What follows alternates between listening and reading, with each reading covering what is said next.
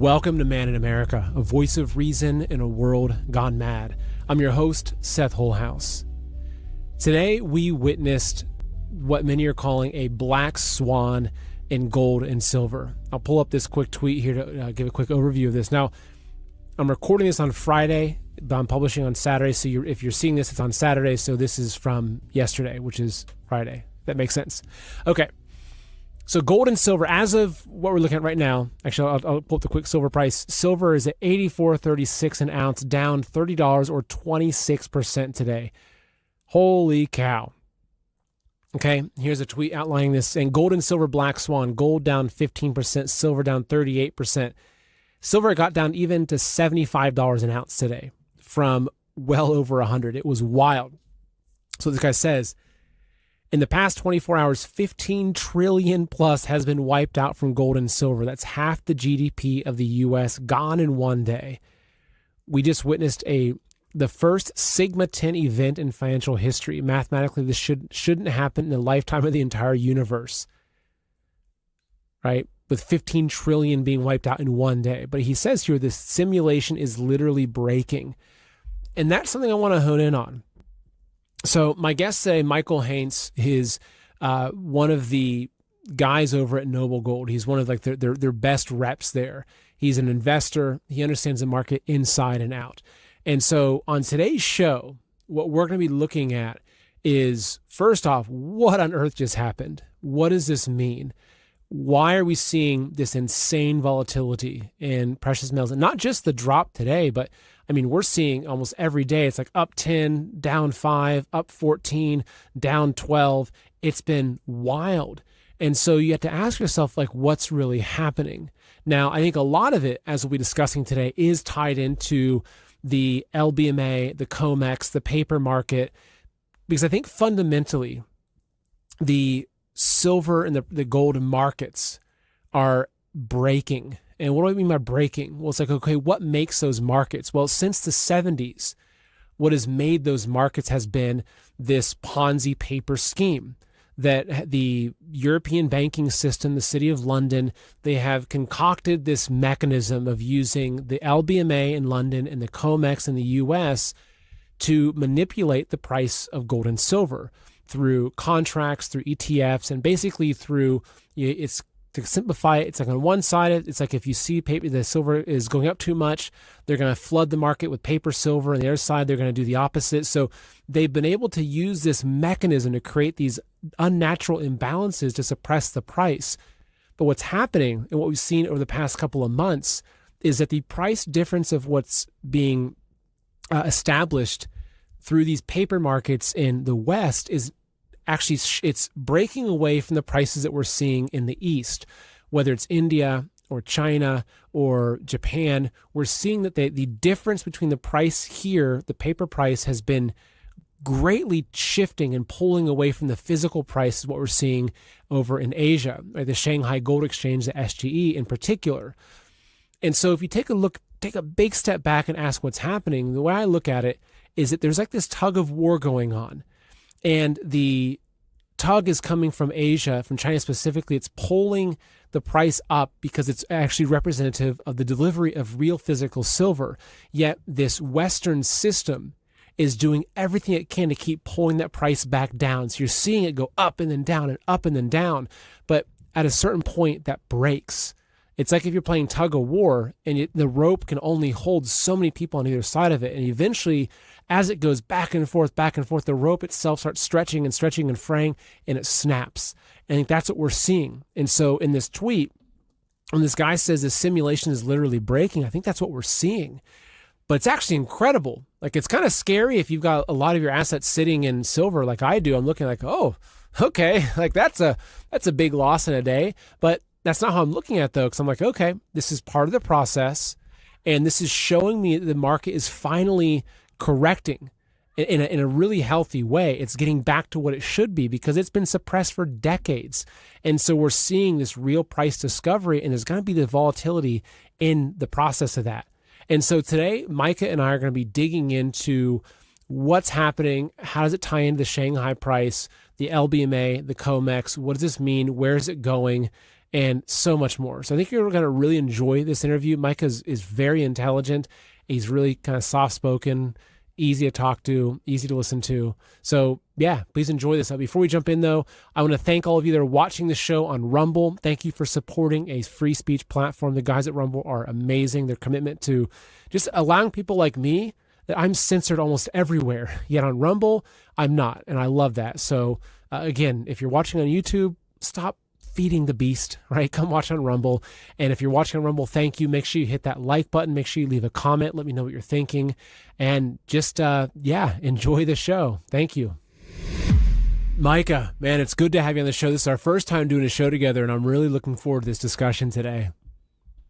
Yeah, thanks for having me on. I have to say, just out of the gate, Seth, like after working with you and your audience for many, many years, some of them are my best clients. I'm honored to be on, and yeah, just looking to kind of inform everybody about what's going on. Very exciting day today too. Yeah, it's exciting is a good word for it. It's kind of like understatement. When you're on a roller coaster and it starts going, but it's almost like a roller coaster. We don't really see where the track kind of curves back up, and you're like, okay, how long is this free fall for?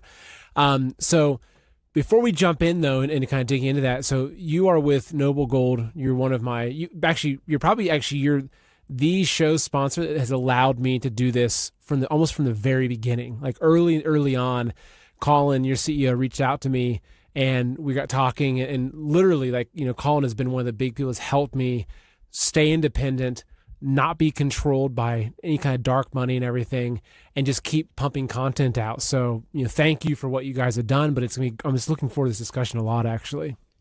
Yeah, me too. And like I said, Seth and Man in America have been such an important part of our business for so long, like years. I've been here 5 years, and I think as long as I've been here, I've had great clients that have come through your platform. So thanks to you. Thanks for doing what you do. And thank you mostly to your audience for supporting you and us along the way too. So yeah, quite a journey over the last few years to where we are now. We'll cover some of that, I hope. And then obviously it's going to get really, really exciting too moving forward. And I will kind of lay a bit of groundwork and create a bit of a roadmap, I hope, for the channel today. So take it away with whatever you want to dive into.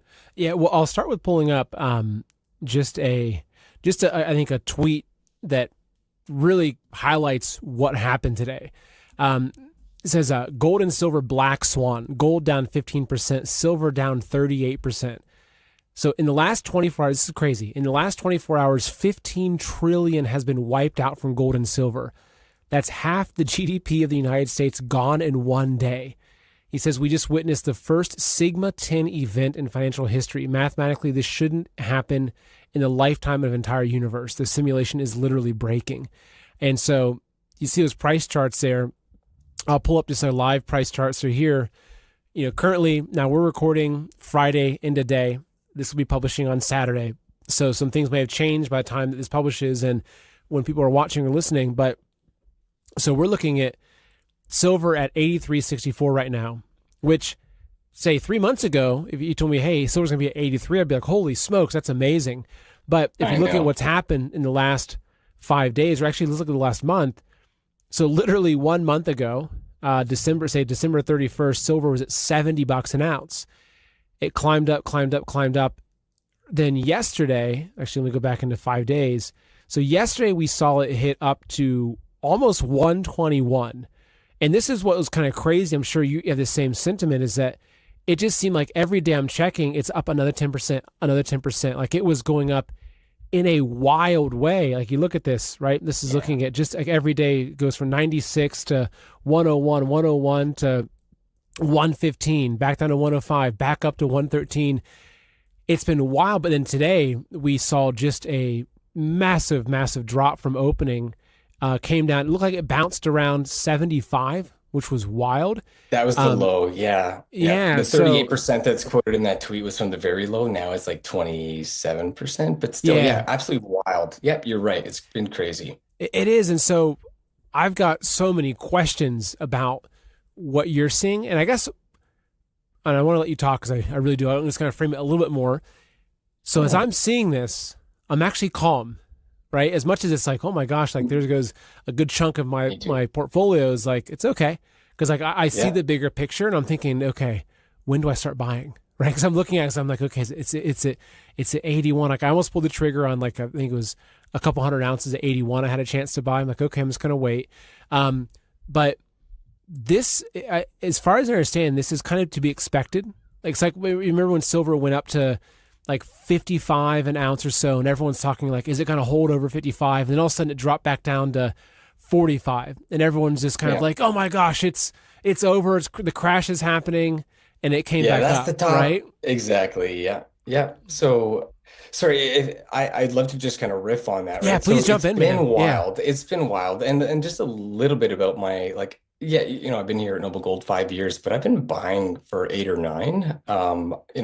I've been buying silver since 12, $13. As a longtime believer that fiat, would fail and we eventually go back to a gold standard and, all those things that I think a lot of us kind of precious metals bugs hold and think are, truths, and they are. I'm in a little bit of disbelief the last 6 months that all this stuff is happening now after years of accumulation. It has been insane to see the types of moves that we're getting out of silver. And like you said, at 50, there was a lot of doubts that we would crack it. Thinking we would just be range bound below 50 forever, like the two previous highs. And since then, and like just this week, or like you said, $120 silver, we have actually not had any consolidations or any corrections. I do a lot of technical analysis just to support my own investment. Like, I look at my own stuff. I want to know what's going on. And for me, it's a bit fun to look at charts and try to ascertain, where are things going. But a lot of the normal rules around things being overbought, meaning they've gone up too far too fast, and that's usually suggestive that it has to, come back to earth at some point. That stuff has not worked. And since 50 or 60, everyone thinks that there's going to be a pause and a pullback. And, dealing with my 1,000+ clients and new potential clients every day, everyone's been kind of waiting and a little bit in stasis, or almost in like left kind of in the dust by how quickly it's gone up. But now all my clients, and I like to, like I said, a roadmap, I like to kind of give them a sense of what we can expect. We can't control the market, of course not, but the better that I can prepare you for the things that may or may not happen, the better you'll eventually be able to deal with these things that do come a little bit out of the blue. But I've been saying for weeks, hey, if we doubled in the last 2 months, please do not be shocked when we pull back 20 or 30%. In fact, we want that to happen at some point. Nobody wants to give back gains. No one also wants to buy yesterday and have it drop 30% today, of course. That's not great, but longer term, the thesis is intact. We'll talk about that stuff. But I didn't expect 30 in one day, but I've been telling everyone, just be prepared. Right now, we don't trade our physical. We're a bullion dealer, so we just deal with the physical commodity itself. They're not meant to be traded. We don't really want to be tactical. It is a great investment. Actually, it's the best performing asset class across the board. There's nothing that's doing better than gold and silver. But the primary function of physical metals is like safety, right? It's you're out of the dollar, you're out of the bank, no counterparty risk, no currency exposure. So those are the reasons you need it. And I've been saying for years, you need this stuff. Now people are just starting to come to that realization. This dip today, before we interviewed, I just placing deals all morning. It's being heavily bought. We might have to resolve this over the next few weeks and come out of here, but this is just, I think, also a sign that we'll get into this, I hope, that paper manipulation and the COMEX liquidation of, not real silver is part of this as well, why we're getting such a big drop. So, yeah. Hope that's helpful a little bit. It is. And so Jesse, are you familiar with Jesse Colombo? He has the Bubble report. I love Jesse. I've been following him for years. Yeah, he's got a great platform. On Substack. He does. Awesome. And I remember when, I think it was back, let me pull up this chart again. I think when silver was approaching like that, once it crossed over 50. And I remember, because I've been covering this pretty, in depth actually for years now, but I remember him talking, and I'm not going to try to find it right now, but basically what he was explaining is that there's like a volatility index, right? And that when you're looking at the volatility index, and you're seeing that when you have it to be very volatile, but also when you have these very volatile ups, right? 20% or say 10% day after day, like that's volatility, right? That's not normal. And so what he was explaining, again, this is maybe like back in October time, was that what you want to have happen is that you have to have it drop back down. And that pressure has to blow off because it has this pressure that builds and builds and builds and carries it up. But it's almost like it then has to go through a period where the pressure kind of blows off a little bit. It comes back down, it resets, and then it prepares for the next buildup. And so I think that it's easy to look at this and think, oh, wow, silver's up like 10% every day. Well, at this rate, it's going to be at $200 an ounce by the end of January, or by the end of February, or whatever it is. But I think it's really, I think a lot of people that are more seasoned are looking at this and they're saying, yes, this is what we need. This is actually what is kind of natural in terms of like the laws of how these things work. Now, I do think it was very unnatural, which we can get into that, like the Shanghai price and what the COMEX is doing. But I think that what it is, though, is it's kind of blow it off. And maybe that, say, even though it dipped down like that 75 briefly, maybe around like 80, 85 is now the new kind of bottom for it to start building again. And so it's like, if you want to see, like a lot of people are talking about saying silver's going to hit 200, 300 by, say, end of Q1 or Q2, this is part of the process for that. And so like that's also part of it. Is it's like, for all the people that own silver and that are watching this and think, leading into this show, they're thinking like, oh my gosh, I just lost $200,000 on my portfolio. It's like, hey, it's okay. You gained $500,000 in the last 6 months. So this is part of it. And what's your, you're much more technical than I am, but what do you think about that? Totally. Yeah. Technical analysis is fun, but most people don't care and they don't want to get into that stuff. But what I would just like to cover, and you hit on it, it's right. It's like normally the price of something is kind of stuck between like a floor and a ceiling. And this is called support, like that's, what is acting as a floor and keeping it in place. And then there's the ceiling, which is resistance. And the price just floats between the two. One of them eventually breaks, right? So if the floor breaks, then it drops. And if the ceiling gets broken through, then it's going to go find a new ceiling somewhere. And we thought after 50, it would have to maybe retest it as like a floor that's sturdy enough now to make higher moves. And, like I said, like every $10 increment, 50 to 60, 60 to 70, 70 to 80, we just blew through all of them without really ever coming back to the previous. And so when you end up with these big gaps between, what was previously a ceiling and is now, we need to see if it will actually act as a floor. Yeah, it's difficult because 80, where we are right now, like 82 and change as we speak. But when we were under 80, I said, guys, if 80 breaks, we're going to 100 pretty fast.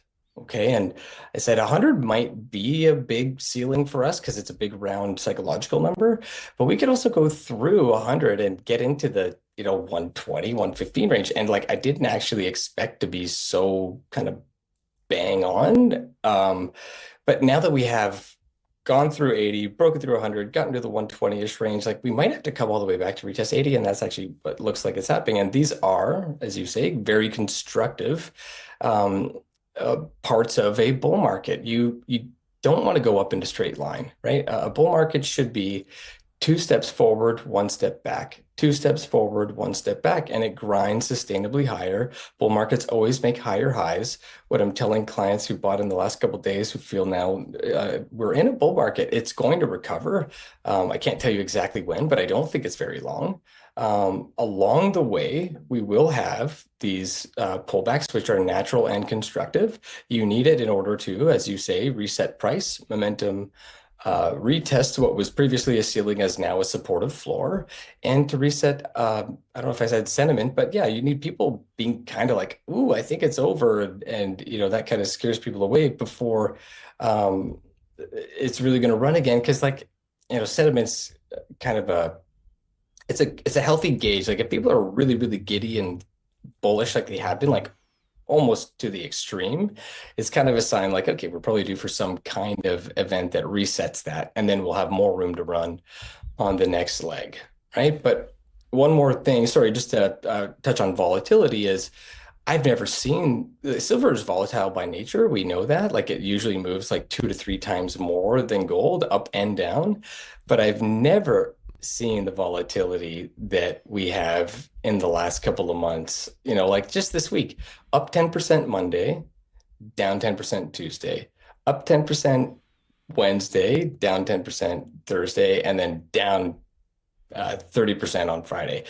This is unnatural, although it's a tendency of silver to be very spiky and volatile, and that's actually a big benefit at this stage in the bull market. It actually helps us, but it's just there's some other stuff going on with like price suppression and the West and the COMEX trying to really keep the price of silver down. And we can get into that, not to get too technical, but yeah, I think the volatility now just is it's going to have to come with the territory. You need to be prepared that it's going to be like this probably until we get into those bigger numbers, and even in those bigger numbers, 300 to 500, where I think we end up in the next couple of years.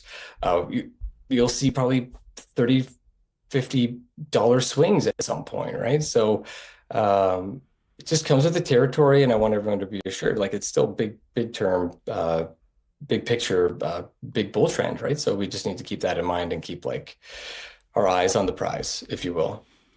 And so you mentioned the COMEX and Shanghai Gold Exchange, and this is something that I've tried my best to cover extensively in ways that make it easy to understand, because it's complicated. I think it's intentionally done that way, but to try to simplify how I understand it is that you have the West, the kind of Western banking system, which really goes back in many ways to the City of London, to a lot of those old families, right? We're not going to get into all that kind of stuff, but you can see there's a very centralized Western wealth, and that they have between the COMEX and the LBMA, the COMEX being, as far as I understand, I'm not going to get into the details of it, but basically between those two markets, the COMEX and the LBMA, they're able to do all kinds of shady things with futures contracts and ETFs and paper, the paper silver, et cetera, where they can use that to control the price. And so when you load up, for instance, looking at Google, for instance, as just, silver price is $83, that it's currently sitting at. It's like, okay, what does that price represent? Because that is, in many ways, it's like that price is the price that's set by this very controlled paper market. But then if you look and you see, okay, well, how is silver being priced in China, right, in the Shanghai Gold Exchange, or in India, or in Japan? And I don't have the exact numbers, but the last I saw, the Shanghai price was up well over $100, 120 or so. And so you get these massive spreads of happening where the Shanghai represents, I think, real physical demand, because like they're not buying paper, right? They're buying. That's right. Like if Eric Young, who I've interviewed a handful of times, he's showing these videos of people so over smart. in China and Hong Kong. Oh, he's great. And it'll be a video of this guy taking delivery of, 10,000 ounces of silver in kilo bars or whatever it is. And so kind of how I understand this is that what it seems like what's happening with this volatility is that there's like this tug of war happening, and that what's happening is that the East, primarily China and a lot of the the BRICS nations, et cetera, but we'll use China. China's on one side of it, and they're trying to pull all this silver in. As they pull it in, it's driving up the physical price. Yet you have these Western banks, JP Morgan being one of the main ones, that they have for decades suppressed these metal prices very intentionally through very underhanded means, which most of us are very well aware of that. So it's like they're trying to pull that price back down because a lot of them have short positions. It's not good for them. And so it's like you have China pulling it up, then the paper system pulling it back down, or pulling and pulling and pulling, and eventually it breaks, right? And I think that's what we're seeing happen now, whereas it used to be that you wouldn't see more than like a 2 or 3% difference between the COMEX price and the Shanghai price because of arbitrage. It's like, okay, if you can buy silver for $40 an ounce in America and sell it for $55 an ounce in China, people will very quickly close that gap because they're going to buy it and move it over and sell it. But I think that what's happening is it seems like that whole system is now breaking, and that's what, like, the volatility that we're seeing. It's the sign of, it's like a dying beast, and it's like last breaths, it's kind of Final thrashing throes. out violently as it's dying. That's what it feels like we're witnessing here. What do you think, man? I totally agree. It's a really popular thing for me to reference right now to kind of put things in perspective. So when people look at the spot price online, and obviously that's set by the COMEX, and they go, I'd like to buy an ounce of silver for $83. And I have to always say, like, hey, that's like kind of a paper price, right? Like to put an ounce of actual silver in your hands is a little bit more. There's fabrication that we pay for, and it's called a premium, right? Like you pay a little bit over. But I say, you know what people are paying for an ounce of silver in China? Like you said, 130 the other day. Like right now, I don't know what it is either, but the volatility that we've seen is only in the Western market. It's not actually on the Shanghai. Not to say it goes up every day, but it's not moving 10% up and 10% down, right? The only market bullion exchanges having that volatility is the COMEX. And it's like you say, it's like there's something going on. And they are flushing paper silver. They're dumping the price by selling paper contracts. And yeah, they like that is a paper market. 99% of all the trades on the COMEX just settle for cash. Now more than ever, you're having these requests for people to stand for delivery, and they just don't have the metal there. So they'll force majeure at some point, and it's basically an admission they don't have the silver. And allegedly, it's like 300 times the amount of silver that they actually have is what they trade on paper, right? So it's like what I try to, again, I'm not the best person to talk to for technicals, but I try to explain it in simple terms that I think helps people understand. If you own a house, and you shouldn't be able to sell your house 300 times in order to drive the average house price on your street down. Like you can't do that. You can only sell it one time. And if everyone's selling it, it goes down. That makes sense. But you shouldn't be able to sell your house on paper 300 times to drive your street average home price down. Shanghai's gold exchange is a physical settlement exchange, right? So it's actually just they deliver the metal that they have for the buyers that want it. Here again, it's mostly just a big game. It's like a house of cards, and it is crumbling. The disparity between the price as of today, and again, like we've seen silver drop by 20, whatever, 30% today. The difference between the spot price on the COMEX and the silver price on the Shanghai Gold Exchange is like a 60% premium I've heard and seen today. So a 60% gap in the price, like the only way to explain that is like we're just flushing the price on paper. I think the equivalent amount of silver that's been sold today is like almost a year's worth of mining supply. There's no way that that's exchanging hands, right? So it's it's something to be aware of. I think the system's breaking, but the last 50 years, Seth, we've had, the market for silver dominated by paper contracts. You mentioned, China versus the US. It's almost like this big game of risk that's being played. It's like a war, but not kinetic. It's like essentially it's a who can acquire the most strategic assets and commodities globally, and they've been beating us in that department for I think decades, and we've only realized now. So all the rare earths, all the oil, all the gold and silver, all that stuff's getting gobbled up, and it's kind of a race now who can get the most of it. And yeah, we're seeing the arbitrage opportunity. It hasn't closed this gap that's been so wide for so long, but I think it is still resulting in probably a lot of metal getting sucked up and delivered over there. That's going to hurt us longer term. So yeah, there's so many interesting elements going on, but what I think is important is that we still are a few phases behind where the East is. Like the East is further along in this cycle, and culturally, they have a better understanding and appreciation for actual gold and silver being regarded as money, whereas we just still see them as like shiny rocks. Why do we need to own it?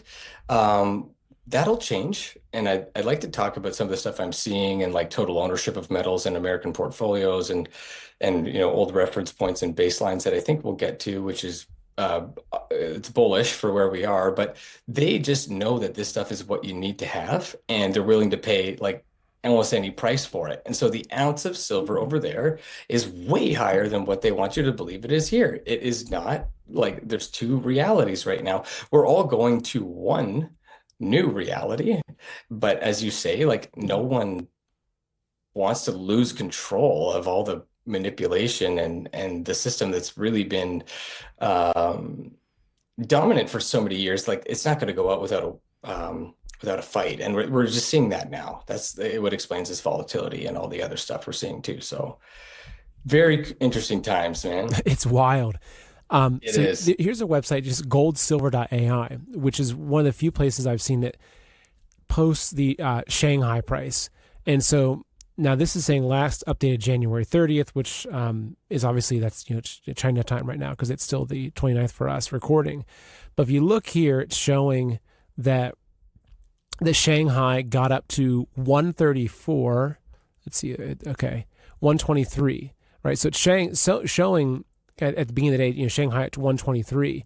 And you can see, and this is what's interesting, is that you're making the point here is that it's not nearly as volatile, right, as what's happening. Obviously, it's going up quickly because I think it's one of the drivers, but that's one of the things that I'm looking at is it's like for people, I'm seeing people saying, oh, silver's going back to 30.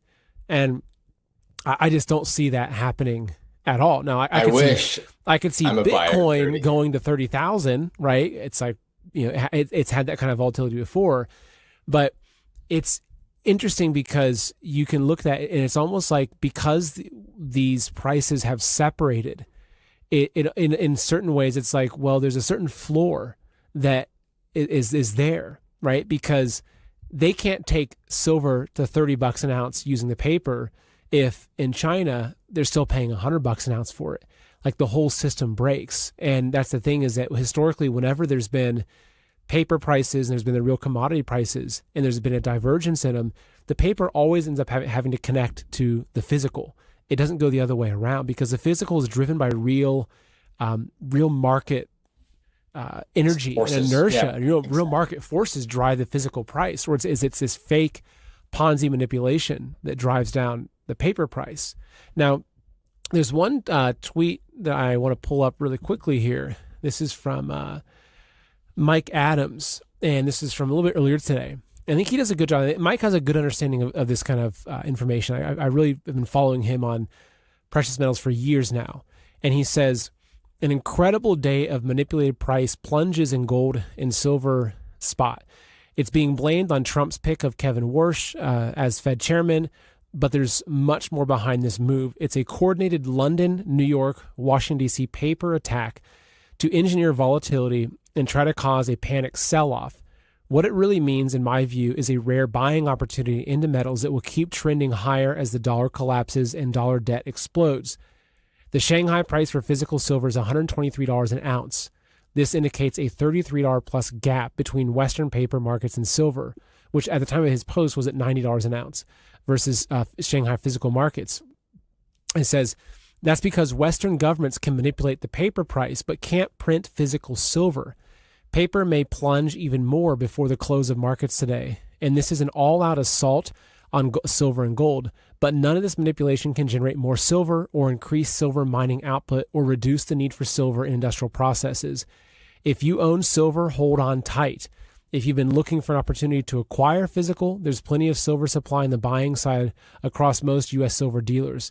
Smart people stack when the herd is panicking. This is one of those moments, in my view. He says, not financial advice, right? Because he's kind of protecting himself there. But I really agree with what he's saying. Could agree more. Yeah, me too. And I think that the fundamentals he's pointing out is something that's often overlooked. But we've been in a situation where the fundamentals for silver have been very bullish for a long time, but only recently it's actually kind of we're seeing now the price kind of catch up to the actual scarcity of the metal. But yeah, I think this is really like a fight to defend, and the intention of creating volatility through the kind of paper manipulation and the COMEX price and dumping all these contracts to really flush the silver price. That's all by design, because they want people to look at this and go, I think I need some, I'm really interested. And, maybe they built up the courage to do that this week. And then they look at it and they go, oh my Lord, I do not want to be a part of that market. Like, that is insane, right? I do not want to ever have to experience a 30% daily drawdown. It's unheard of almost in like any market. You wouldn't get that. So I think manipulation is extremely evident. I think the volatility is by design. I think that the idea that there's enough of this stuff to go around is completely false.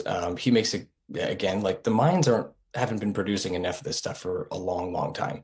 You cannot just turn on silver supply. Like any kind of mining production expansion takes like 10 years.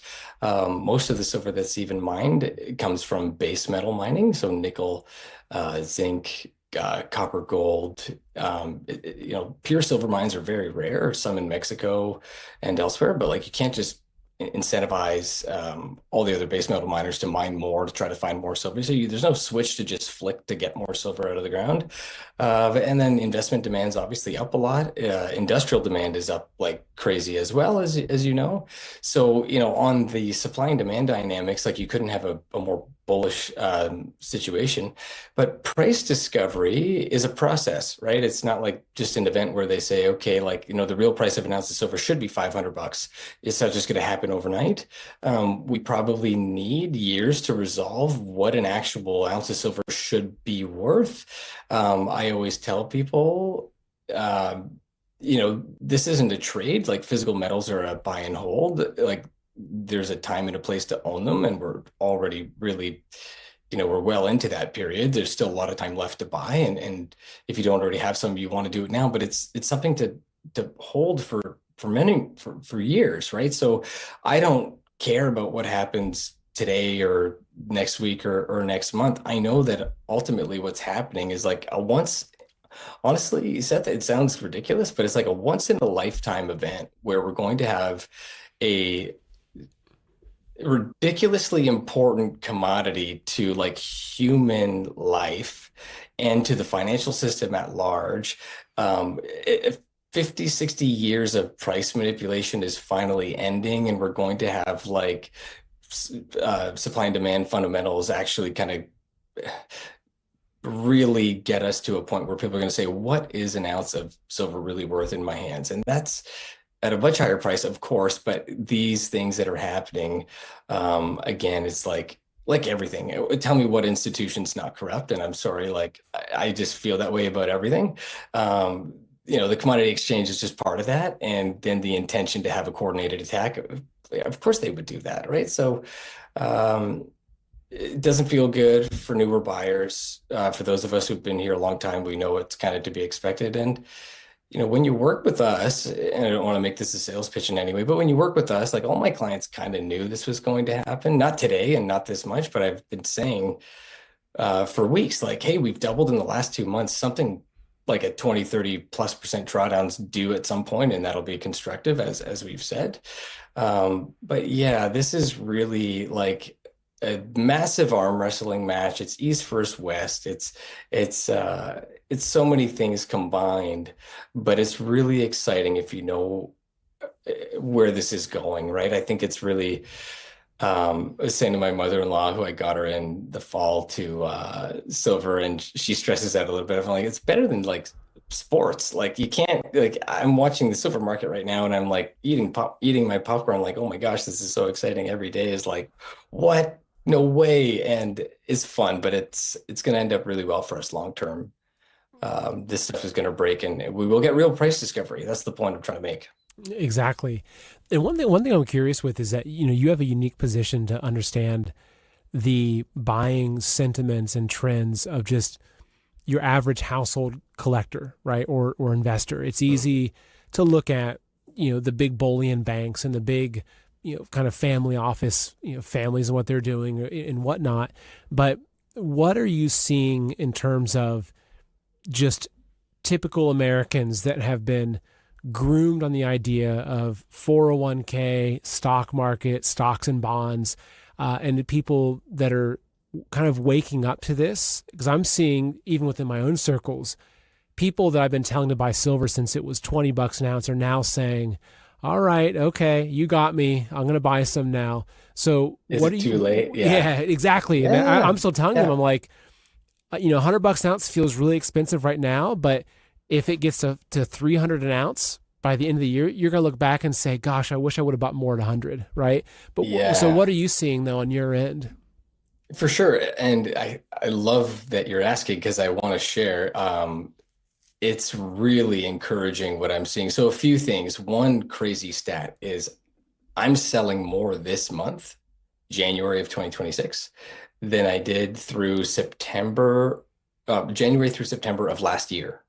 So I'm selling more this month than in the first 9 months of 2025. Crazy. Mind you, it was very slow in the like early days of post-Trump because nobody felt like we needed hedges anymore. But so you're kind of comparing like the worst time to the busiest time, but I'll sell more in 1 month than in 9 months of last year. So that's one thing. Two is 70% of all of my sales for the last several months are all repeat buyers. It's not new money. It's not a FOMO trade. It's not people who are like, oh, this is the flavor of the month. I want to, make money in this space. It's everybody who owns it at 20 and $30 who has done so well. They want more of it at 100 and 20, whatever the other day. So that to me should be one of the most bullish signals ever. If the people who own it from like, four multiples ago are buying it hand over fist still, that means there's a lot of room to run and it's not an overcrowded trade. There will be a time when like 90% of our sales is like all new money and new clients, and that'll be fine, but that'll be more indicative that we're near a top than where we are now. Like if, again, people who own it for 5 years ago at way lower prices, if that's the bulk of my business right now, then that's a really good sign. Overall, in terms of like, allocation to gold and silver, and this includes like mining stocks and ETFs and all the physical metals and everything, like all of the precious metals complex together in terms of what it represents in American portfolios is about half of 1%. It's like nothing. There's nothing there. 70% is in stock, the highest concentration in stocks of all time. And stocks, yeah, look, they've done really well the last few years. Most people are pretty content with their 401ks and their IRAs, and still most people are not thinking about gold and silver. They're just happy with the statements they get every month or quarter, showing them like they're pretty much at all-time highs. But what's concerning about the stock market is it has ripped like, the last 3 years, 20+% gains. Statistically, you don't think that there could be much in the way of like double-digit gains in the next few years. And actually, a lot of people say you probably have a negative return over the next 10 because of the outperformance. We'll see. Like you mentioned earlier, Trump just appointed Warsh to the Fed chair. And I've been saying for months, like Trump will only choose who the most accommodative chair will be, who's going to cut rates like crazy and print the dollar like crazy. And people are saying, oh, the crash in the markets today is because of Warsh. That's one of the most bullish things for gold and silver going today is that they just appointed a Fed chair who's just going to cut rates to almost zero, and they're going to do that. I'm going to try to get too political here, but to keep the stock market going, that was the point of bringing it up. It's just churning, hasn't really done anything for the last several months, and could be a topping process. I don't expect any crazy crashes, but I don't think it's going anywhere for at least the year. But that's why we still haven't seen huge inflows from new money, because it might be in limbo, but it's still kind of floating around all-time highs. Traditionally, what you expect is to see something like before a precious metals bull market will complete, you want to see something like 3 to 5% total allocation, okay, to metals. There have been points in the past, like 1980, where you're like sitting around 10% of total global portfolios have 10% allocation to gold. Morgan Stanley a couple of months ago suggested the new portfolio for like, whatever is coming, like the next 20 years should be 20% gold, 20% bonds, 60% stock. Well, if we get anywhere near that, we need much higher gold and silver prices. So, my nature is to be pretty conservative in terms of like my projections and expectations. When we see from half of 1%, so 0.5, when we get closer to 3 to 5, then I'll think we're, maybe closer to the top two, but that's a 6 to 10 times multiple in terms of the amount of money that has to flow into this space. So when we eventually have a stock market crash, and I think we will at some point, just 70%, or sorry, of 70% that's in stock, we only need 3 to 5% to come into the metals to 10 times the price of gold and silver from here, or to increase the market cap by 10 times. So I think it's inevitable. It's just a matter of time. But again, that's extremely bullish. If the price of gold and the price of silver are all the way up here, if most of my business as an actual precious metals dealer is still all repeat business and not new money, and we have yet to have an actual capital rotation event where people are moving out of like stocks to come and seek this shelter and the safety of physical gold and silver, that still just says to me we have like a long way to go. And we can talk price projections if you want, but I just tell people like we're nowhere near the top. So that I think is all pretty interesting stuff, just as like my experience has been. And like I said, it just makes me feel good about where we're at. Yes, in terms of projections, I'd love to get your thoughts on that because it's not an easy question to answer. And I've asked, some pretty serious people like David Jensen or Eric Young or and what their ideas were. And one of the responses I see oftentimes is, well, you can't really measure something with a broken yardstick and or a broken ruler. And so if you look at what's happening with the dollar and how much the dollar's down, and even Trump coming out and kind of saying like, yeah, our dollar is going down, that's a good thing, which from some perspective does make sense. I mean, if you have a weaker dollar means it's easier for other countries to buy US goods and more affordable. Like a strong dollar actually hurts us a lot internationally with trade because it's like, oh, okay, well, the dollar is so strong, I can't afford their products, so I'm going to buy them from Thailand or whatever. So I think there's an idea of why Trump wants a weaker dollar.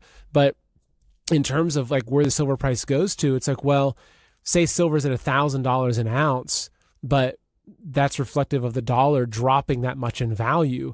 That's not really a good thing either, because I mean, it's a good thing for silver holders, but it's also showing that hyperinflation is really kind of kicking off. Like if you look at charts of what happened in the Weimar Republic, where you had, gold and silver go, say a gold, being cost, say however many marks, right? So hypothetically, an ounce of gold was 1,000 marks. And then the next year, an ounce of gold was, 1,000,000 marks, right? It's almost like what happens when you look at that and it's like, oh, how much is an ounce of silver now? And it's like, oh, an ounce of silver is $100,000, right? Is it because it's worth $100,000 or because the dollar has just gone that far down? And so it's so hard to measure it. But I remember a couple of years back hearing that Cliff High, he was always talking about $600 silver. And it seemed so wild when silver was at $20 an ounce, and it'd be like 23, 20, 18, 20. It's like 600 silver. But if you look at where it's at now, it's like even a lot of the big banks are coming out and saying, yeah, it could be over 300 by this time this year or whatever. So where do you see it going? I know it's so hard to look at it, but For what are your sure. thoughts? Yeah. So I think like you say, and I'll do my best here, and the there's the fun stuff in terms of where could this go and how much money am I going to make, and we're going to talk about that. But the first part I want to talk about is like it doesn't really matter what it costs or what price it is because it's relative depending on the strength of your currency. In Zimbabwe, they have like $1 trillion note, and I think it buys you a beer. Okay, like it doesn't really matter. Like an ounce of silver is an ounce of silver. It was 100 years ago. It will be in another 100. The unit of measurement though is like kind of a relative, like you say, like a yardstick. So the US dollar will trend down. It has to. But the idea that the metals will never go to zero is actually like universal, right? So it's always like a store of value. Basically, it's going to protect that no matter what. So when I say to people like, hey, you need insurance for your house, for your car, you want to get it before you actually need it. Like you have to have your insurance before it starts to rain, or before you hit another a telephone pole or something with your car. You have to have insurance before the crisis happens, and you're hoping you never really need it. Like you don't buy car insurance hoping you're going to have an accident. You just you have to have it. And that's what I say to people is like, you need this stuff, at least some of it. Like you have to have at least a small amount of your wealth that's in a non-dollar denominated asset, right? And that's for these crazy nightmare scenarios where you wake up and the dollar's worthless, no one will accept them, you can't use them. Like the reason that in hyperinflationary scenarios like Weimar Germany or Zimbabwe or Lebanon or Turkey, that people don't want banknotes that are hyperinflating is because like if I can't sell you something today for that cash, that I can't replace that item with tomorrow because the rate of inflation or the rate of its devaluation is so high. That's why people are like, I don't want to sell you this chicken for 20 bucks because tomorrow I can't replace that chicken for 20 bucks because the rate is too quickly. And that's why in Weimar, Germany, people would get paid on a Friday and you spend all your money that day because on Saturday morning, it's not worth as much. So like, I don't care what the price of silver gets to. It could be, $1 billion, but if it's like, because the dollar's actually gone to zero, it doesn't matter. So think of it as like, the unit of measurement will at some point change, but the value intrinsically of gold and silver never will. And that's why you have this like currency cycle that, over all of Western civilization, it just repeats and repeats. Is you start with physical metals being regarded as money, and then it becomes inconvenient to somebody, so they don't want to actually exchange in that anymore. But they have it on reserve, and you have a piece of paper that you can trade as a receipt or something that's redeemable. And then they take the backing of that note away, and it's just a piece of paper, and then they print the paper into oblivion. And then once they ruin that, they realize they have to come all the way back to like square one. So that cycle occurs, like the monetary life cycle goes round and around. We just haven't really gotten, the Western world hasn't had any hyperinflation. And maybe we never do. And maybe it's not, maybe it's not 5 years away, if it's 50 years away. I don't know. But I definitely want to have, again, always a good chunk of my wealth in a non-dollar denominated asset, in a commodity, and a monetary metal that's universally money. So that part, it's like, I don't care what price it is. And it's like, whether it was yesterday at 100 and something or today at 84, if you don't have some, buy it, don't wait.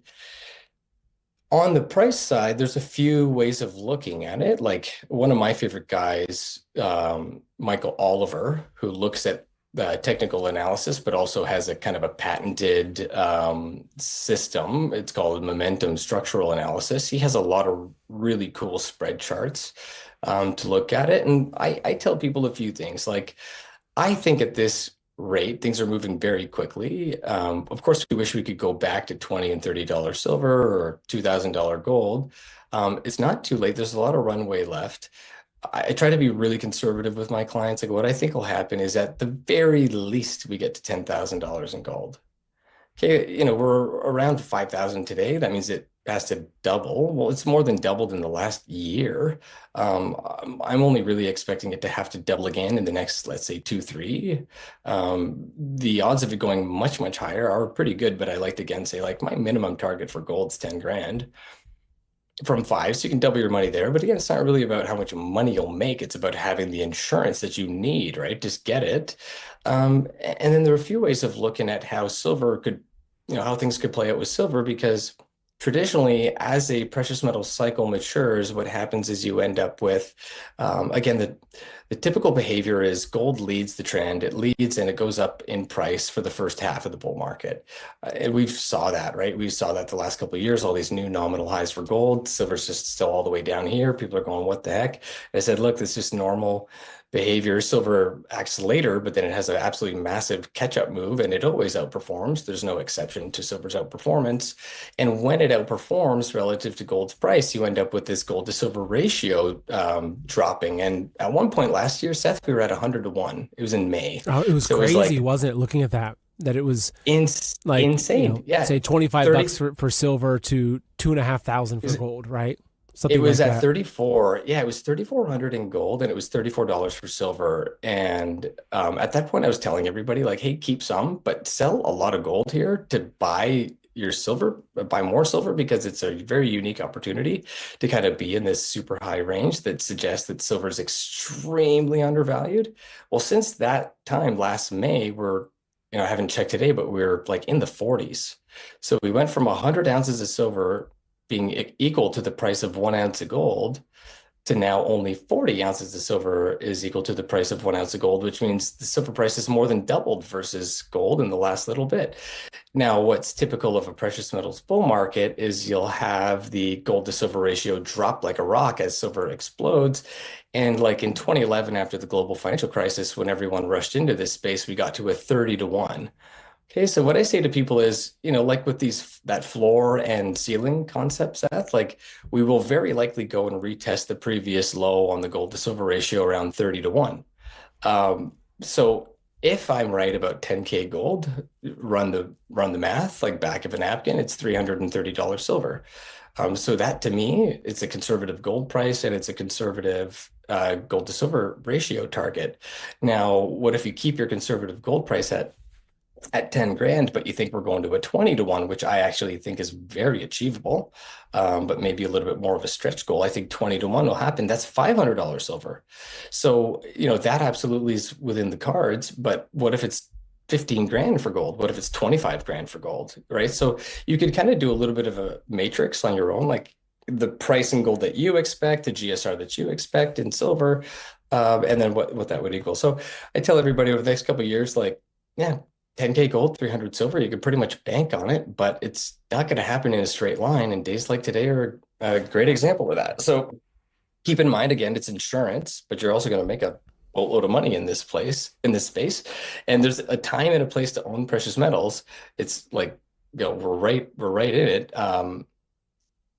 But what's awesome about it, and I tell this again to people every day, is if you can bring me another investment idea that'll do as well as gold and silver for the next few years that also have zero risk, bring it to me because I'll have a look. But like no one's been able to do it. Like if you could find me a market that could double or more in the next couple of years with zero risk, like I'm all ears. But I really think this is the only asset class that could even come anywhere close to that.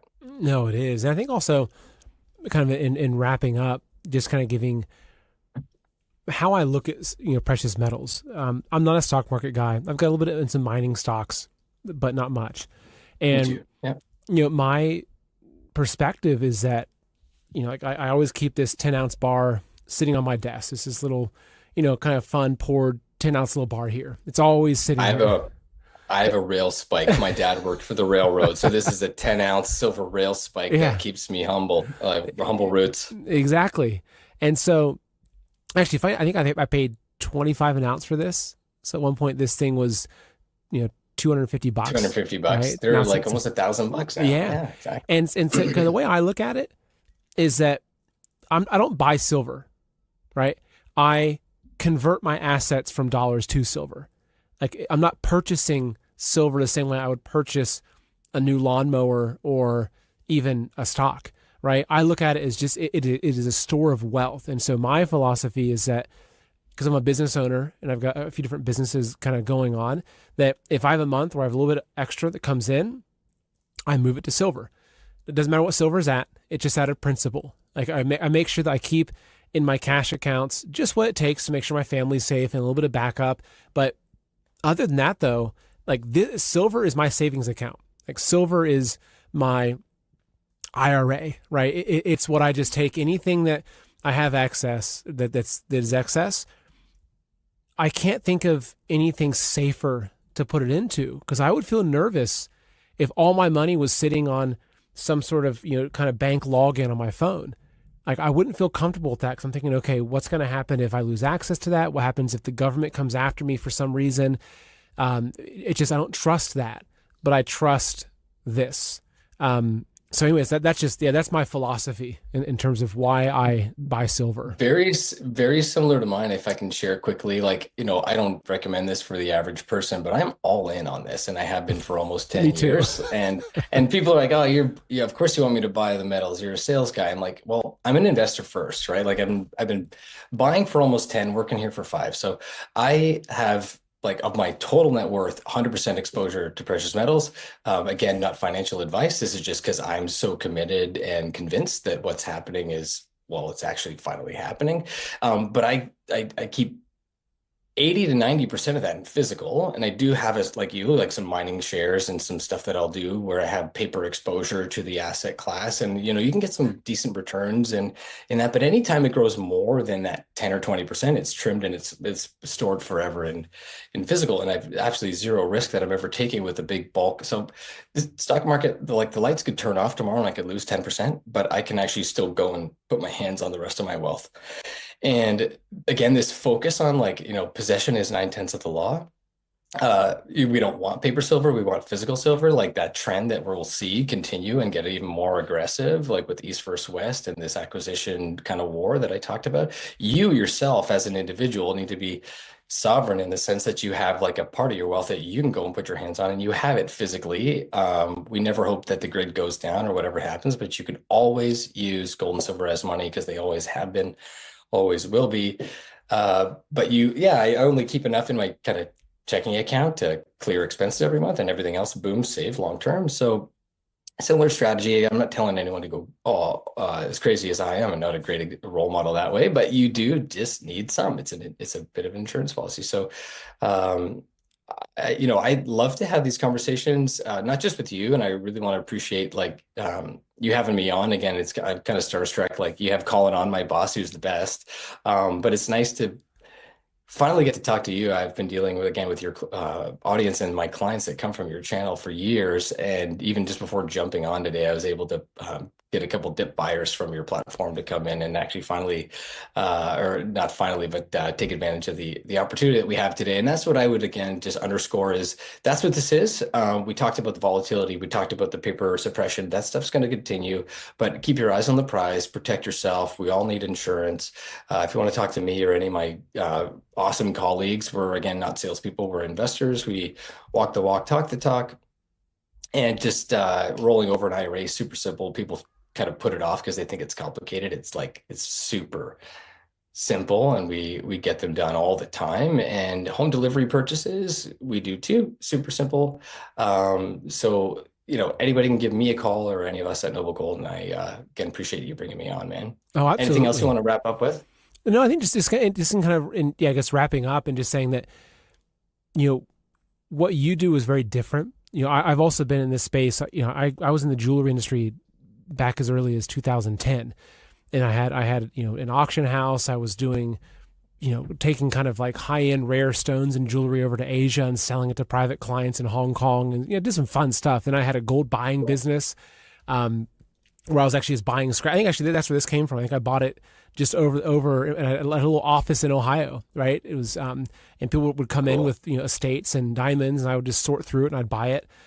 So I love this space, but I think what's really unique is that like what you do, like people can literally come after this interview, they see it, they can talk to you, and you become their personal advisor, right? And you're looking and saying, hey, now's a good time. The ratios are right. Let's move some of your silver back over to gold and just kind of ride that for a little bit. Or anything you're saying, even you're saying right now is a dip, right? I saw when it hit down to 75, I was thinking, should I buy? Should I buy some more? And I almost did. I had an opportunity to buy, I think it was, 300 ounces or something like that at, 78 or something.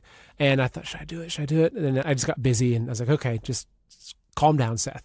But that's the key, is that people can talk to you and you're advising them.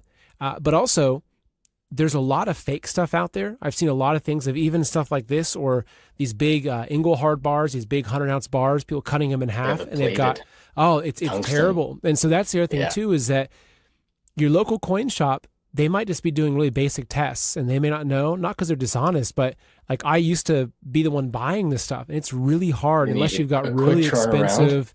Yep. And Yeah. so you just have to be careful. And that's what I like about you guys is that you're bullion dealers, right? You guys have major accounts, major inflows of, coming from mints at 0.999% pure, Yeah. guaranteed, and it's Yeah. available. So it's just there's a lot of strength and confidence that I have in you and your company. Thank you. Yeah, I just want to jump in. Like, we're hearing all these crazy delays from all these dealers, and they're having a hard time sourcing it. And like, yeah, things are getting a little bit tight here, but yeah, we're a premier. Like, no one believes me when I say it, but we are the best bullion dealer in the country, and we have the best service. We've got the most transparent vaulted. We've got the best delivery. We have everything and the best like people. Like you said, like I'm an investor. I can't really tell people like, hey, you have to buy, hey, you have to sell, because everyone's got to make their own decisions. But what's nice is when my clients call me and say, like, what are you up to? And I reach out proactively as well and say, hey, look, I'm making some adjustments to my portfolio. You might consider the same. Like last year at 100 to 1 for the GSR, I was selling gold and buying silver, and a lot of others followed my lead. So yeah, like this is a multi-year buy and hold. You want to have someone that you can count on. All of my colleagues and I just will give you our best advice throughout that. And you want to have someone you can count on for the life of your account. It's not just like you buy it and then you don't know what to do with it for years and you got to figure out when to sell. Again, we won't tell you when to, but we will do our best to create a bit of a roadmap and an understanding. So when days like today happen, you're not like thrown off and thinking that you got to get out of this and that it's over. It's not. So just reach out to any of us, and we're moving. Like I said, like I'm selling more this month than all through the first 9 months of last year, but we're still moving as a company like tens of millions every month. We still have lots of access. We get preferred access to supply nationally because we work so well with all the different suppliers and stuff, and we move so much metal for our clients, and we get the best cost because we're moving so much as well. One thing we don't do is overcharge like a lot of other companies, and I would say like the big guys you see the big advertising campaigns for all the time, they make the most money because they charge the most, but they're not actually the best. We prefer to work with like-minded people and channels like yourself, where we can actually really bond and connect with the audience, and we're kind of like already on the same page, really getting off to the races and on the right feet together. So yeah, give me a call, like anything you want, anything you need. My team and I are looking forward to helping you guys through the rest of this bull market and the very exciting times that we have ahead. So thanks, Seth, for having me on. Oh, absolutely. And I hope we can do it again. Yeah. Yeah, I'm sure we will. I'll pull up, this is, if you go to goldwithseth.com, and this information is also in the show description, there's the phone number, 877-646-5347. You can also fill out that form. You can call in and say, hey, I want to talk to Micah. I just saw this interview with him, and there might be a line. You probably have a lot of messages, and I appreciate even on a day like today that you're doing this show with me, because I'm sure you're going to have 30 voicemail messages as soon as you hop off, with a lot of things to do. Hopefully it's people saying, hey man, I'm buying more, buy the dip. But it's 11. I'm looking at my voicemail right now. I have 11 since we started this call. Yeah. So yeah, it'll be busy, but yeah, no, it's great. Yeah. Call me and ask for me. We'll still get back to you. Yeah, exactly. And that's the thing, is that's why, like, I have so many gold dealers coming to me and saying, hey, we want to sponsor your show. We want to work with you. We're going to give you these really good deals on things. And it's like, nope. Like, I've vetted you. I know what the industry is like. There's a lot of sharks out there. You're not the cheapest, but that's a problem if you are, because it's a commodity. If someone's saying, hey, we can get you for $5 under spot, there's a problem there, right? You're the fairest. Yeah. And that's what I've seen. You're fair and you're transparent. And that is the most important you can hope for. Don't look for deals. Don't look for that like little pressure of like, hey, I got a last minute deal for you. You want someone that is trustworthy and reliable. And that's what you guys are. That's why even my mom, I send your guys' way. So. Yeah. No, I say price is what you pay, value is what you get. It's not just the product, it's everything else that goes with it. So absolutely. And let's just keep it going. Appreciate coming on, and thank you very much, Seth. So all the best to you and your audience, and we'll be here to help anyone that wants to reach out. Awesome. Thanks, Micah. All right, so I hope that was a helpful discussion for you. Before I let you go, I have one more thing to tell you. So obviously here in America and a lot of places, you're seeing that there's insane stuff happening in the world with the weather, with natural disasters. We just come off of a major ice storm that left millions without power. There's been deaths. It's really not fun to watch this happening. But one thing it showed me is that a lot of Americans aren't nearly as prepared as they think they are. But it's not easy because there's so many different areas that you have to be prepared for. You might have a lot of food and guns and ammo and gardens and everything, but if you don't have your water set up in place or the right kind of power to heat your home, you're very vulnerable. And so as part of my big mission this year is to truly try to help more people be more prepared, I actually put together this free quiz for you. So it's free. There's no cost to it. If you go to readyscore.com, just readyscore.com, we condense it down. It's about a 90-second quiz. There's 11 questions. So you go through these basic questions, and what it does is it helps you to assess and define what gaps you have in your preparedness. So if you haven't done it yet, go to readyscore.com. Just click on this button here. You click on that, and then it goes into you have a quiz, right? It's kind of asks you through, and you can see, okay, you click on which ones. Actually, I'll walk it through you quick, okay? Let me just go through and just kind of pretend that I'm you and I'm taking the quiz. You can see that it goes through, okay? and you kind of finish your quiz. You have the option to take an even more detailed quiz. Again, it's still free, or you get your results. So you throw in your name there, Seth at seth.com. We'll kind of just see my results. You go in there, and it actually then pumps out, it gives you your exact ready score. And this is really, really helpful because it helps you think, maybe you think you're really prepared and you're like, oh my gosh, I'm only a 49. What's that mean? So it actually goes in and it shows you in every category, right? It shows you exactly where your strengths are and where your weaknesses are. And so you can really very thoroughly understand what needs to be done. And at the bottom, it actually puts together a priority action plan for you. So it'll show you, okay, hey, here's 3 things that you can do in the next week to really take your preparedness to the next level. You can also take that full assessment if you want to, which again will take maybe 6 or 7 minutes. It's also free if you want more detailed information about that. But then what's cool is that in a couple of weeks, you come back in here, you can retake it and you can see how your score has changed. And so this is one of my missions, is to get as many of the Man in America audience and hopefully beyond that at a place where we're consistently hitting a 60, 70 plus ready score. I took it, I think I'm around a 75. I definitely still have some gaps of where I need to improve, but again, just go take it. There's the short quiz will take you 90 seconds, even faster if you're kind of buzzing through it. So again, that's readyscore.com. It's a free thing because honestly, I want you and your family to be safe whatever happens, whether it's a hurricane, whether it's a pandemic or shutdowns or a grid down scenario. This is designed to help you identify exactly where you need to focus your preparations. And a lot of times it's actually these really easy things that you can do to greatly increase your resilience. So again, it's readyscore.com.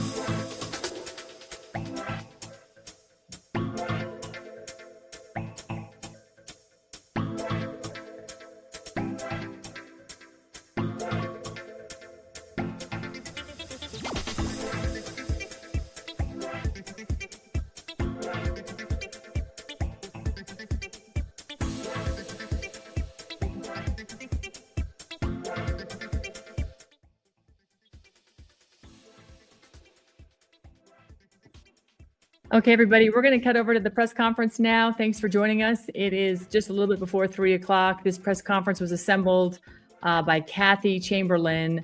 The American Patriot Executive Committee has released a statement on the 19th about the RPOF and the RPOF, the Republican Party of Florida, what they're doing in terms of removing the most MAGA members of the Republican executive committees across all 67 counties in Florida. They're going in and removing committee leaders as well as the entire board and swapping it out with the people they choose. And remember, folks, those folks were actually elected by the people in their county. So what the RPOF is doing, while they have changed their statutory bylaws to allow for that, really, frankly, does not reflect the will of the people in each of the 67 counties in Florida. So let's cut over here. I think Kathy's getting interviewed right now.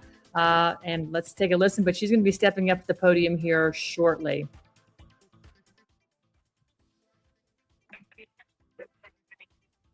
Spam. It's spam, she said. Okay, we got you guys. Thank you for calling the FBI.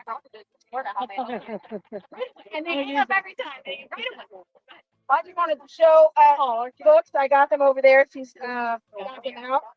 So you got rules for rhinos here. And they really are going to have about 400 footnotes in each book. So they're really packed with facts. Where can you find everybody show you? On Amazon. Both of them. Oh, okay, good. But so the reason I kind of made that is because as I was halfway through the rhinos, I started getting into the manatee and receipt situation.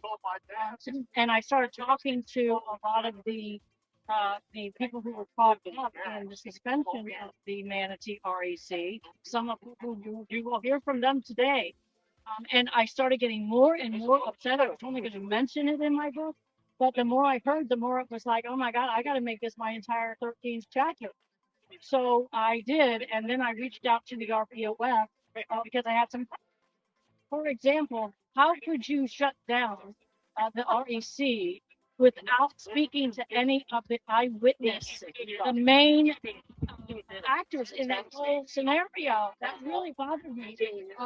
And they never got back to me. But you know what they did? Within a week, they were gathering together, meeting to discuss filing 4 grievances against me. We'll hear a little bit about that here.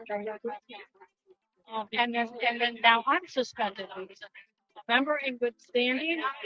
Vanillus, and now I am. I've been purged also. I wanted to ask you because you have this button here that says badge of honor. Evan Power fired me. Of course, Evan being the chair of the GOP. I understand is running for Congress. It shocked me some of the people that are endorsing him. So I'm wondering, where is the breakdown? Because we all love that. I love collaboration. So where is this breakdown to endorse somebody that MAGA Patriots from the time? Oh, I think it's all intentional. They know what they're doing. This divide began when after the election was going to the Republican Party really began to be divided into one side, which is the rhinos, wanted to shoot us down talking about the and we were like incredulous. What do you mean we can't fix it unless we fix it? We can't ever have like this. But they refused to accept that too. And now there's a lot of that coming out that we were right the entire time. Yeah, look at the FBI coming into Fulton, Georgia. 700, I think, boxes of ballots. And this is what, I won't get to election talked about earlier today on the show. You have Fulton County, Georgia, FBI agents showing up to take ballots, hard copy ballots, 700 boxes or whatever of ballots, to now go in forensic audit.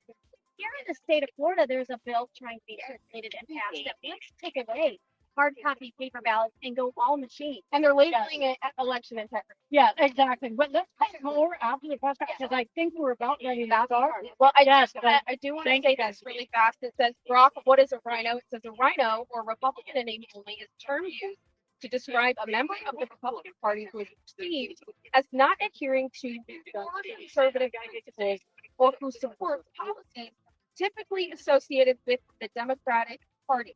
It's often used pejoratively by more conservative Republicans to present as those seen as too moderate or liberal. Right, guys, we're going to be bringing you that press conference, right? Here soon. So, guys, hang tight. Stay in there. We're going to keep live. Thank you guys for being here. Thank you. God bless you.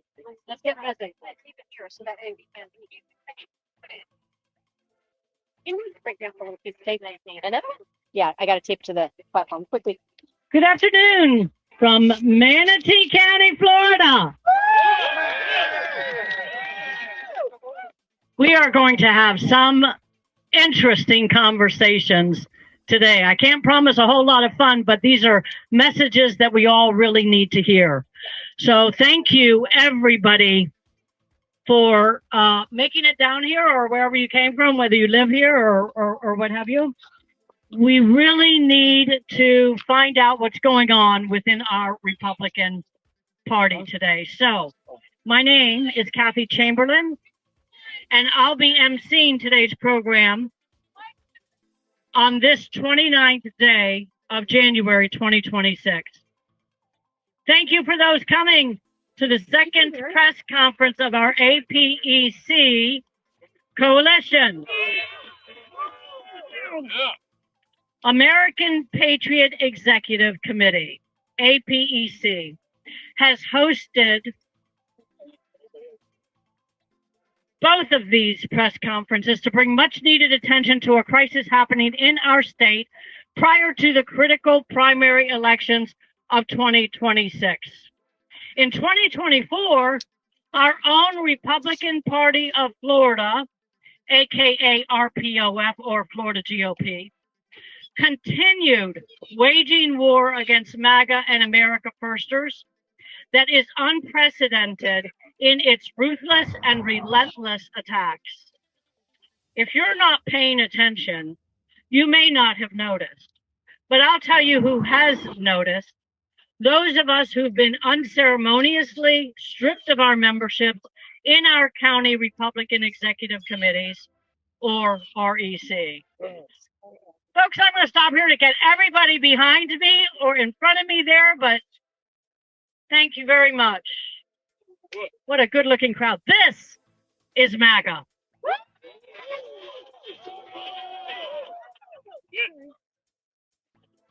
So, a county REC, for those who don't know, is the local command and control center of the Republican Party. While many Republicans have no idea, precinct committee persons, state committee men and women, and entire RECs that were majority controlled by the true America Firsters and MAGA in Trump's party are being shut out and shut down. The question is, why?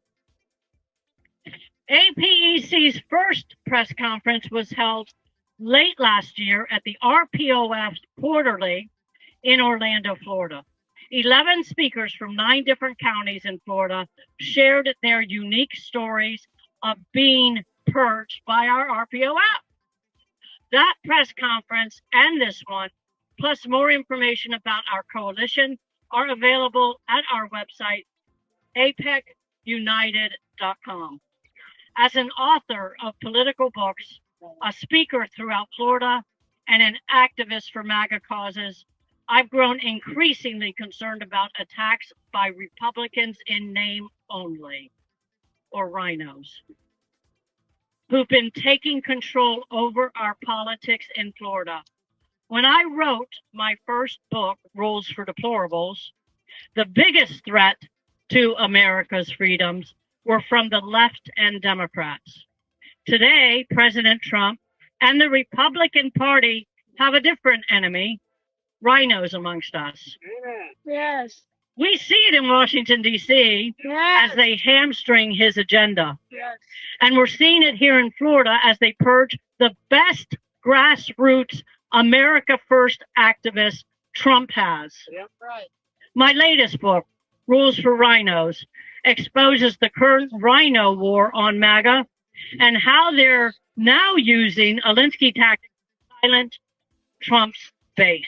Oh, in 2024, active America First MAGA patriots were expelled right here in Manatee County when the RPOF shut down the entire MAGA majority REC, commandeered its $89,000 treasury, and removed every MAGA member in it. The last thing we want to do is hurt our president by exposing the RPOF's purging campaign of MAGA. However, it is affecting our neighborhoods. Yes. We refuse to allow lobbyists and dark money candidates who don't have our best interests at heart to continue targeting the most effective grassroots members of his base as President Trump himself struggles to regain control over our nation. It is up to us to control our own backyards. While writing my book, I reached out to our RPOF to get their side of the story as far as the Manatee REC shutdown went. They refused to go on record. Instead, they filed 4 grievances against me, recommending my suspension from the party.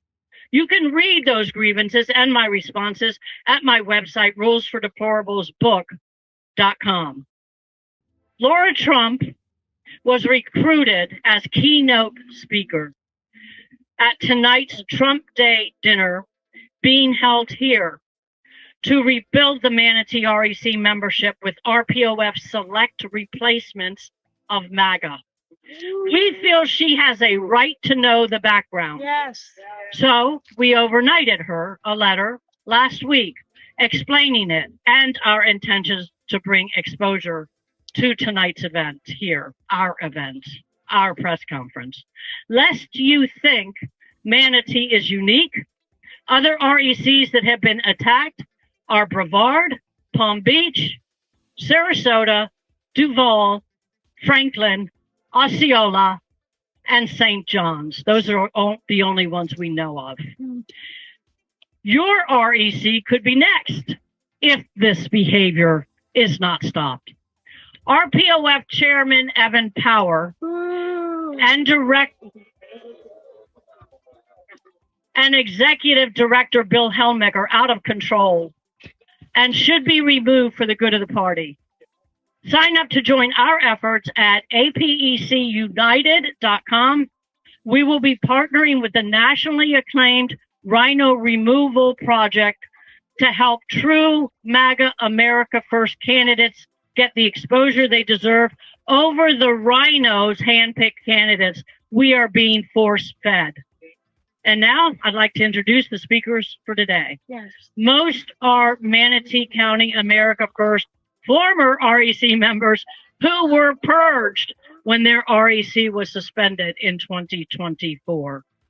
Without further ado, I'd like to introduce our first speaker, the only truly elected Manatee County Republican State Committee woman, Jackie Heisey.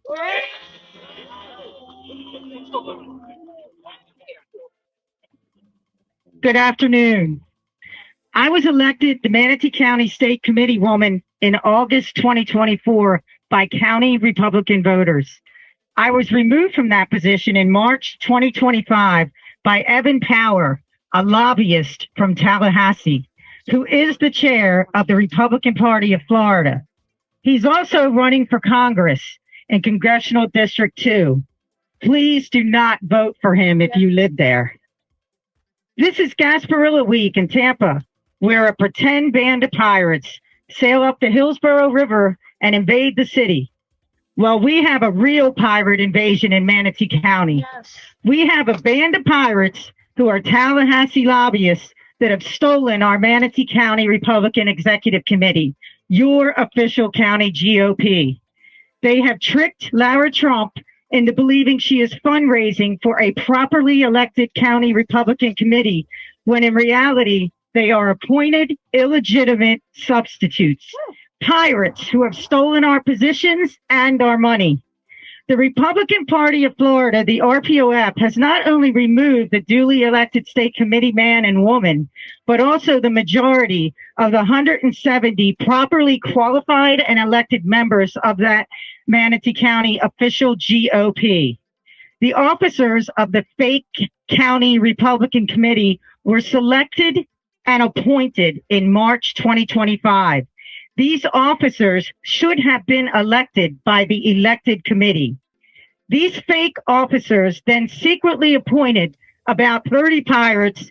We don't know exactly how many, since it has not been publicly reported against state statutes, to steal our positions and money to work for their party-sponsored special interest candidates who pillage our county for their lobbyist clients, such as developers, a phosphate mining company, and possibly a port operations and logistics company.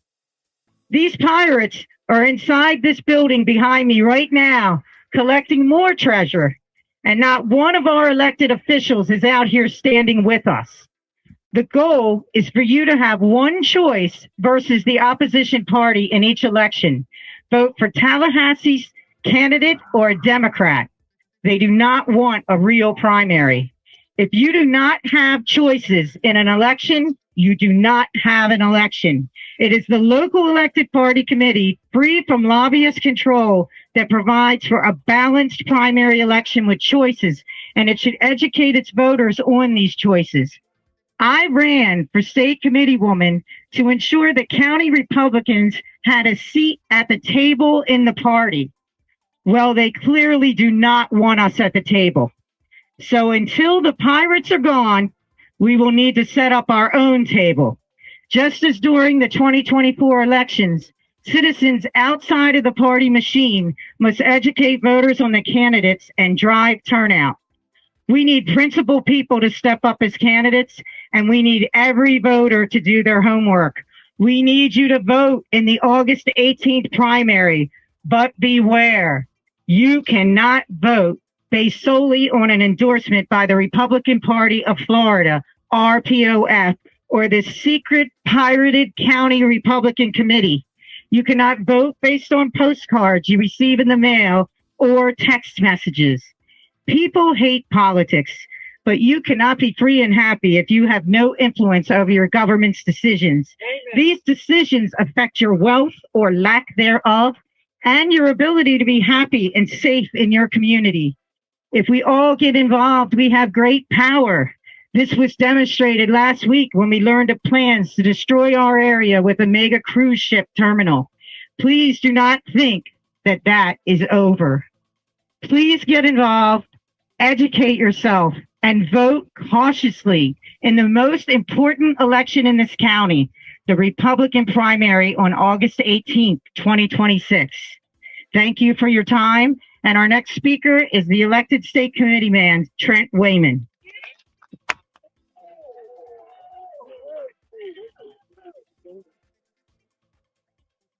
Thank you, Jackie, and thank you, APAC, for hosting this.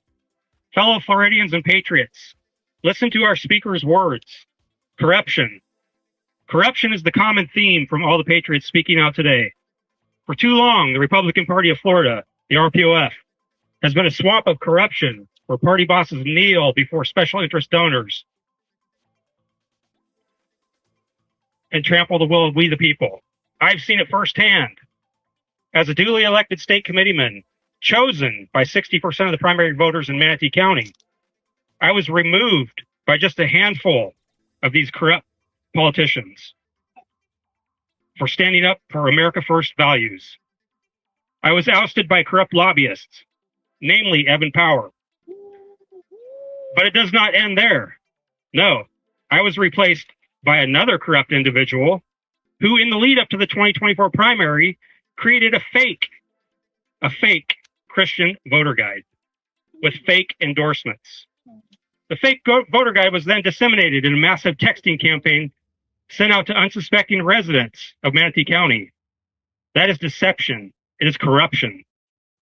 The party bosses protect their power at all costs, ignoring voters, merging into a uniparty with Democrats, where choice is just an illusion. The new RNC chair, straight from Florida's RPOF leadership, is knee-deep in this mess. It's systemic, toxic, and nearly impossible to fix from within. That's why I co-founded the America First Party of Florida, or AMF. We're building something new, a true grassroots party of the people, for the people, and by the people. AMF challenges the uniparty, restores hope, and makes your votes count again. By switching registrations to AMF, we quantify the massive America First voter base, drying up their funding, and showing the corrupt establishment we're done being ignored. We're the fastest growing party in Florida while others shrink. In fact, over the last 6 months, we've gained more voters in our party than all the other parties combined. Because we're committed to real change, not empty promises. It's time to ditch the Republicans who abandoned us decades ago. Join AMF today by going to our webpage, realamericafirst.org. America First Party of Florida, all of the values, none of the corruption. Together we'll save Florida and America. God bless you, God bless Florida, and God bless these United States. Thank you. Our next speaker is Jack May, president of Manatee Patriots and former precinct committeeman of Manatee County 313.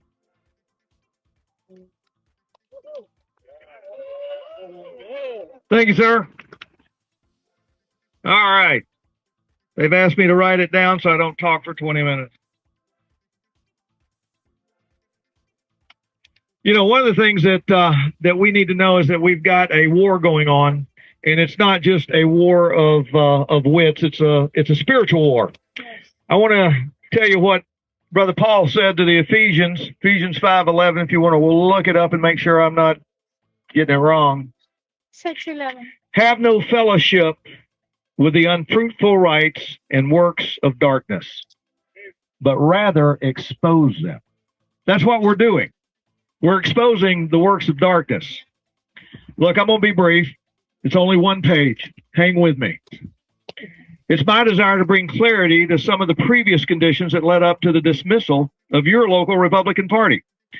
At our last meeting, the very last meeting, prior to the state party dissolving the Manatee County Republican Executive Committee, we discussed and planned on using the $30,000 refunded to us from the Supervisor of Elections Office for electioneering for District 1 and District 3 county school board races. Sound like a good idea. Our school board candidates run in a nonpartisan election. Party designation is not on the ballot. The names are placed in alphabetical order. And unlike the rest of the ballot where the Republican name is and Republican candidate is listed first. So the plan was to utilize political committees to get out the vote, notify Republican voters that the school board race had Republicans on the ballot, specifically District 3 and District 1. Unfortunately, the RPOF found it necessary to confiscate these funds, which were earmarked for getting Republican candidates elected to office. Now, the reason I found that so amazing is because if you ask anyone, what's the purpose of the county RECs and the state Republican Party of Florida? And the answer is to get Republicans elected. That's right. Seemed an easy concept to understand. The outcome, I believe, shows the party's reluctance to ensure we have like-minded Republican candidates filling every elected office we're running for. The outcome, lost important board seats to candidates who do not share our convictions or worldview concerning leadership and governance. One on his website said, "Oh, by the way, I'm a Marxist."